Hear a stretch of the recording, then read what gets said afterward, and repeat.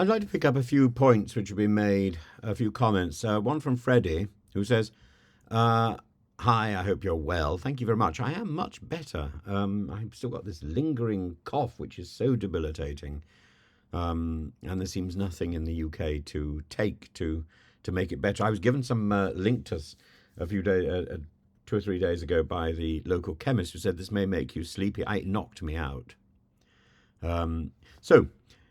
Freddie says, firstly, Stephen Christopher Yaxley Lennon, let's just call him Tommy Robinson, for goodness sake.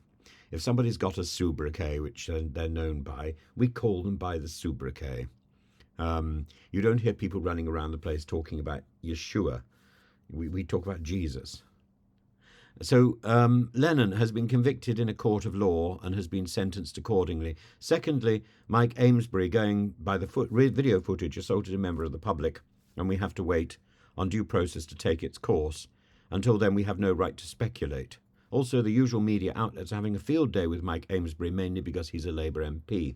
No, I disagree with you entirely. I think there's a distinction to be made between the due process for a legal case which is sub judice, and if somebody is arrested and then faces legal proceedings, that is one thing, and then we don't comment. The other thing is when no legal proceedings have started, and when there is clear video evidence, then we have to look at this thing in a moral and ethical way. And that is always separate to the legal thing. I make no judgment about whether Mike Amesbury is likely to go to prison or should go to prison or whatever. I make no comparison between Amesbury and Tommy Robinson. My judgment on Amesbury is that video alone, the fact that it has got into the public media, means that is an example of how politicians believe they can behave. And that is completely unacceptable. And the Speaker of the House of Commons should be speaking out and demanding that there is a vote in the House of Commons to see whether the House thinks that this is somebody who should continue to sit among them. I don't think he should. It's as simple as that.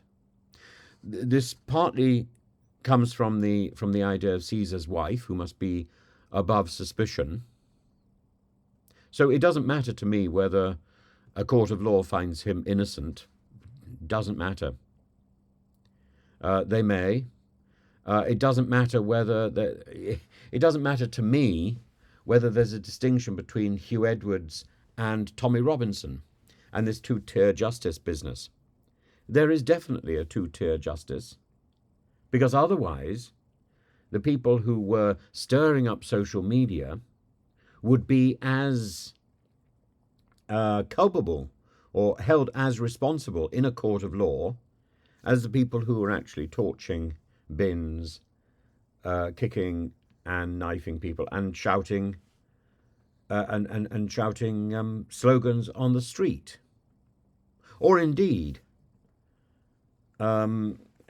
typing vicious text messages on social media. There can't be one law for a group of people who command vast access to the media and who trigger their base with a series of pointed questions and then say, oh, I got that from Andrew Tate, sorry. Or I got that from Tommy Robinson, sorry. Or not even the sorry. But we still need to find out why the police aren't acting. Well, the police are acting very hard. And their job is made all the harder by pseudo-politicians who should know better than to whip up the public in this populist way. Populism, and I've done a few videos about this, is about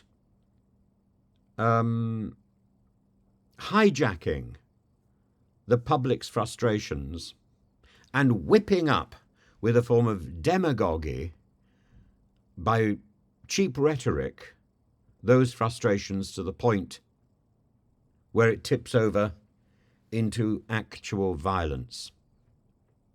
And the demagogue, I believe, should be held as responsible as the people who are on the streets. And if they are not, then yes, we have two-tier justice. And as for speculating about Mike Amesbury because he is a Labour MP, complete tosh. I would be as outraged if I saw a Conservative MP or a Reform MP or a Lib Dem MP or an SNP MP hitting a constituent. That is not how you hold a constituency surgery. And in the same way that one decries violence to an MP in a surgery or in an encounter with the public, so too one decries violence from the MP to the public. The MP is elected to represent us, and if the only way they can act is with their fists, they are not representing us. They're certainly not representing me. And the only honourable thing to do, because they are assumed to be honourable members, is to resign. And if they don't wish to resign, they must be forced to resign. It's not about criminal behaviour. It's about standards of propriety. And it's about how they appear in public. So as I say, it doesn't matter to me one way or the other whether this man finds himself with a criminal record or in jail or exonerated. The appearance given is that it's appropriate to respond to something that you don't like with fisticuffs. Now, if that is the example that our MPs in Parliament are setting, I don't want to live in this country. Full stop.